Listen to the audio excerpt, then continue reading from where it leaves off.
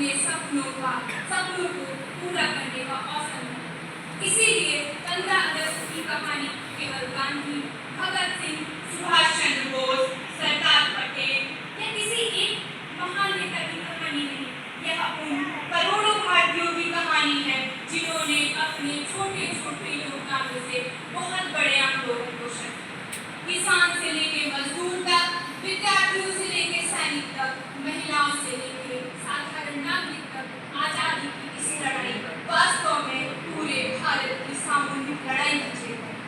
लेकिन स्वतंत्रता के बाद भारत की एक और बड़ी यात्रा शुरू है, राष्ट्र निर्माण की यात्रा।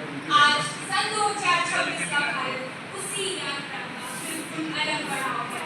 जिस भारत को कभी भोजन के लिए, तकनीक के लिए, औद्योगिक क्षमता के लिए दूसरे देशों पर निर्भर रहना पड़ता, वही भारत आज अंतरिक्ष विज्ञान, डिजिटल तकनीक, स्टार्टअप, रक्षा उत्पादन, आधारभूत संरचना और वैश्विक कूटनीति के क्षेत्र में अपनी पहचान बनाता है। भारत की सबसे बड़ी शक्ति केवल उसकी अर्थव्यवस्था या उसकी तकनीक नहीं है।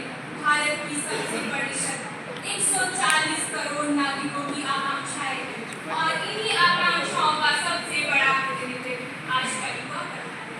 आज का युवा केवल नौकरी पाने वाला युवा नहीं है, वह नई तकनीक बनाने वाला युवा है, शोध करने वाला युवा है, सीमा पर खड़े होने वाला युवा है और दुनिया के सामने भारत को प्रतिनिधित्व करने वाला युवा है। इसीलिए जब हम विकसित भारत 2047 की बात करते हैं तो यह लक्ष्य केवल सरकार या किसी संस्था का लक्ष्य नहीं है, यह लक्ष्य उस पीढ़ी की जिम्मेदारी है जो आज के निर्माण में सही है।